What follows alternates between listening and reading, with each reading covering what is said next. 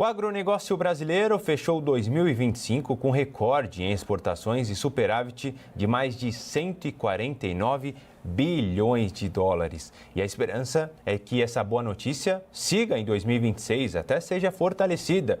No entanto, os riscos climáticos já começam a se impor e colocar desafios na produção de alimentos. Sobre esse assunto, a gente conversa agora com Evaristo de Miranda. O ex-pesquisador da Embrapa, que sempre nos ajuda, vai aparecer aqui na nossa telinha, nos dando a honra desta entrevista neste domingo. Tudo bem, Evaristo? Ótimo fim de semana para você. Para vocês também é um prazer estar aqui.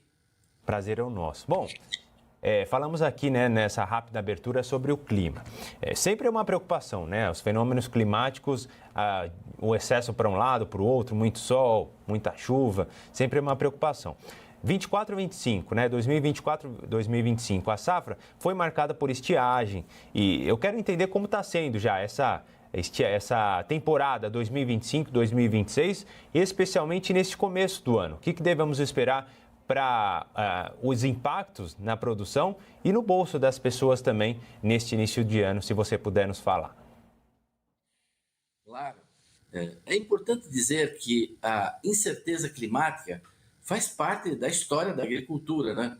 E com tecnologia, os agricultores conseguem minimizar, reduzir os riscos climáticos, né? Sobretudo com o desenvolvimento da irrigação, de variedades mais resistentes à seca e por aí vai. Então, eu acho que as pessoas que estão nos assistindo não devem se preocupar, né? Às vezes parece uma espécie de terrorismo climático, que o clima cada vez mais vai ser assim, vai ser assado. O fato é que o Brasil, nos últimos 40 anos, cada ano, sucessivamente, seja qual tenha sido o clima, nós aumentamos a produção, ganhamos em produtividade, ou seja, o caminho, a solução é a tecnologia. É claro que o clima conta, e neste ano o clima está ajudando, porque ele permitiu, no geral, quase em todo o Brasil, um plantio da soja muito cedo. Nós plantamos cedo a soja. E o Brasil é um país que faz duas colheitas, né? Um dos poucos do mundo. A gente planta a soja lá no início da primavera e já estamos colhendo a soja, já há 15 dias estamos colhendo a soja no norte do Mato Grosso, em vários lugares. E depois que você colhe a soja, você planta o milho, né? E quando atrasa a soja, pode criar problema para o milho lá no final. Então, não, nós estamos com um ano muito bom para a soja e provavelmente vai ser muito bom também para o milho. Então, as notícias são boas esse ano com relação ao clima e o andamento da safra. Ótimo saber. E aí eu quero entrar num assunto que eu sei que também é importante, para os produtores, Evaristo, que é a questão do seguro rural, Ainda que em muitos momentos tenhamos ótimas notícias, como você bem traz para a gente, é um seguro que é importante, para as pessoas se protegerem de possíveis eventos ali que não eram esperados ou se eram esperados não puderam, esses produtores se defender, digamos assim, da maneira correta. A cobertura atual te parece suficiente? O modelo atual? Ou é necessário atualizar, renovar essa questão? Até para a gente proteger, obviamente, diretamente os produtores, mas os impactos que isso teria na nossa economia, na família, nas famílias de tantos brasileiros, na mesa dessas pessoas. João, você tem que estar coberto de razão. Você falou muito bem.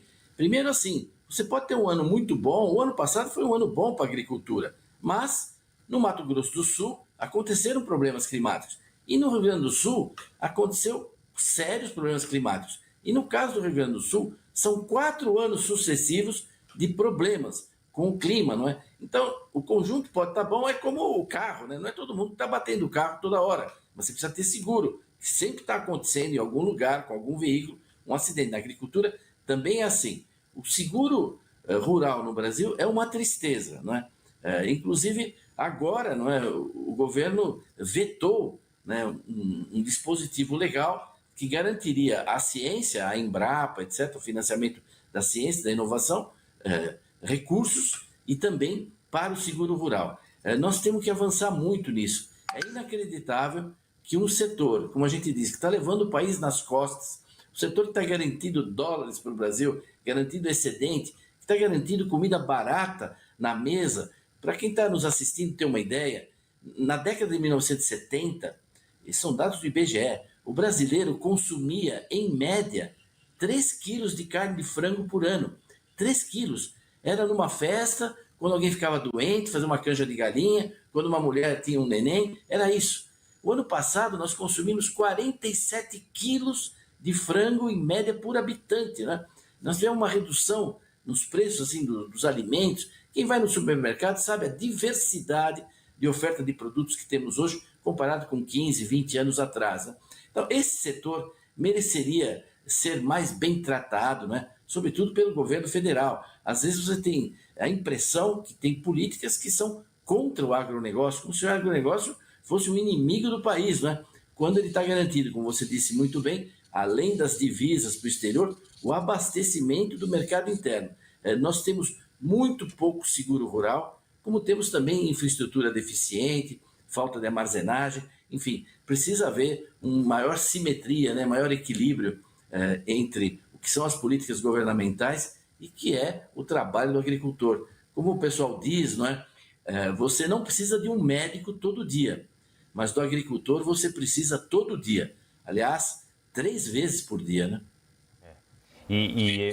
Evaristo, eu quero tocar num ponto também, você citou aí o governo federal, decisões de instituições brasileiras, citou também a questão legislativa, né, em certo momento, impactam duramente a população de maneira geral. E aqui a gente quer tratar, obviamente, de maneira particular o nosso agro. Quando falamos, por exemplo, do Banco Central, taxa de juros, coisa que há muito tempo nos aflige, né, taxa de juros altas, muita gente pensa, olha, o mercado financeiro, a bolsa, o dólar e tal. E é positivo, é verdade. Mas também tem que se pensar, obviamente, nos impactos na produção, né? E é isso que eu quero tocar com você. Os juros são altos ainda, né? A previsão é que comecem a cair em março apenas, mas de maneira muito devagar. Devemos encerrar o ano ainda com patamares bastante altos. Eu quero entender qual a perspectiva do setor para este ano e quais os prejuízos que ainda podem ser ocasionados por isso, né? Eu acho que existe assim um aspecto mais estratégico e tem um mais operacional, vamos dizer assim, né? Quando você tem juros altos, como nós temos aí de 15% ao ano, você praticamente inviabiliza investimentos via crédito, né?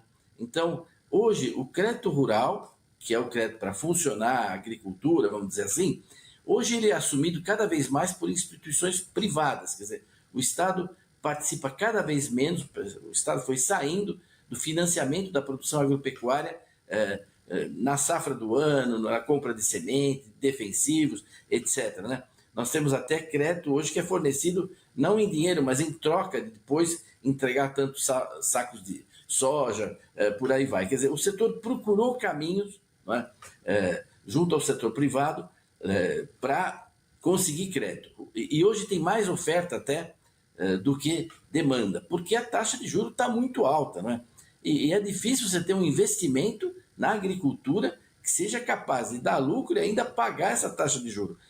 Pelo contrário, muita gente não conseguiu. Nós tivemos recordes em 2025 de pedidos de recuperação judicial na justiça. Quer dizer, os agricultores tiveram dificuldades, inclusive, não só de pagar, mas também de negociar suas dívidas com muitas instituições bancárias. Então, foi um ano de muita dificuldade nessa parte financeira, né? Nós não vivemos uma situação confortável.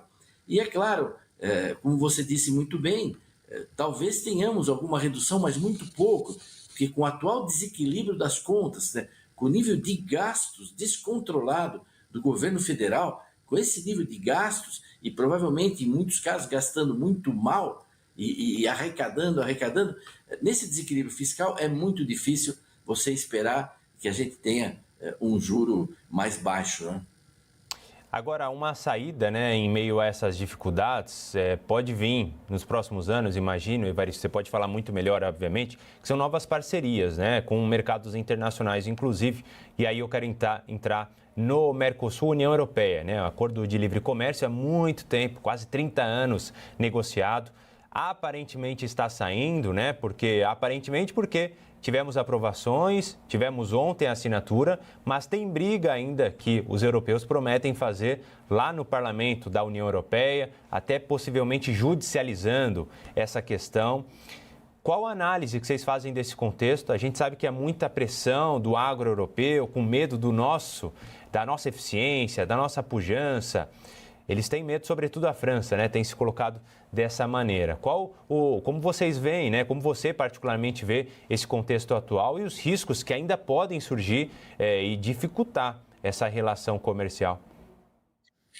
Eu agradeço essa pergunta, essa oportunidade. É um assunto que eu acompanho e que é muito relevante. As pessoas não se dão conta no Brasil da importância da assinatura desse acordo. Em primeiro lugar, não precisa se preocupar, esse acordo está assinado, ele vai andar. O que o pessoal está fazendo lá é tentando conseguir mais alguma lasquinha para cá, para lá, não é? Como a própria ministra, a primeira-ministra da Itália disse essa semana, né? Pronto, nós conseguimos 45 bilhões de euros, não é, de subsídio para a nossa agricultura, então tá bom. Né? Os agricultores também estão tentando conseguiram agora lá um fundo de 6, 9 bilhões de euros contra risco climático, justamente contra problemas desse tipo, né? Mas assim, esse acordo ele vai para frente e ele fala não só desse presente, ele fala do futuro, quer dizer, está se abrindo para o Brasil, para os países do Mercosul, para a Europa, um novo ciclo, sabe, de inserção internacional desses países, das nossas economias, né? Quer dizer, não é só uma questão assim de mercado consumidor. Claro que vai crescer o mercado consumidor para todo mundo, né? Mas cresce também a oportunidade maior, né, de você ter parcerias, de trazer inovação.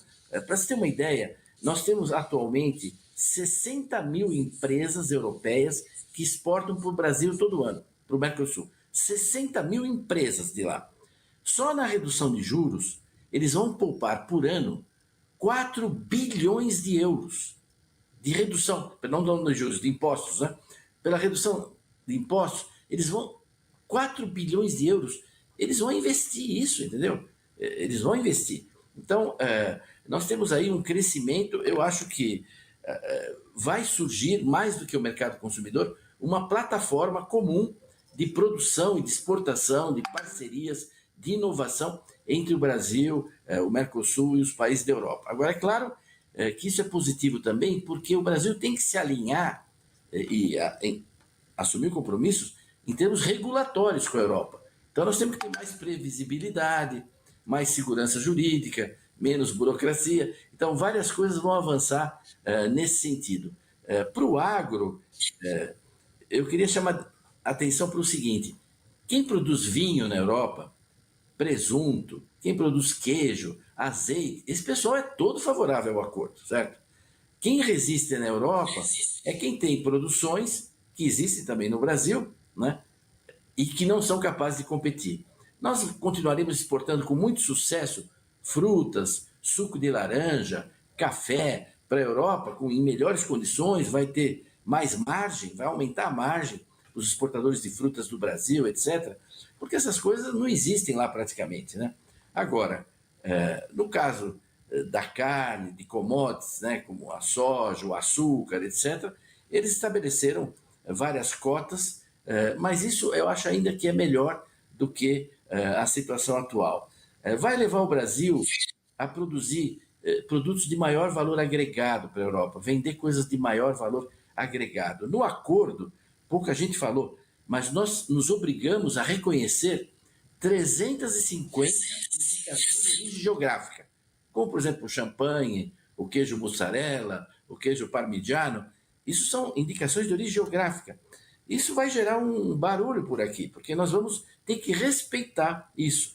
Só de Portugal tem mais de 30 indicações de origem geográfica e nós nos comprometemos. Agora, nós temos também que aprender a criar a nossa denominação de origem geográfica, produtos de maior valor agregado, e vamos crescer nisso. Eu tenho uma visão otimista mesmo, foi um passo estratégico que o Mercosul e a Europa deram e que os ajudam também, não é? Nesse contexto mundial tão polarizado entre a China e os Estados Unidos, né? Abre um pouquinho de caminho por aí. Verdade. Evaristo de Miranda, ex-pesquisador da Embrapa, sempre nos ajudando a esclarecer melhor esses fenômenos que acontecem pelo mundo, especialmente, claro, ligados ao nosso agro e os efeitos que isso tem, né? As repercussões.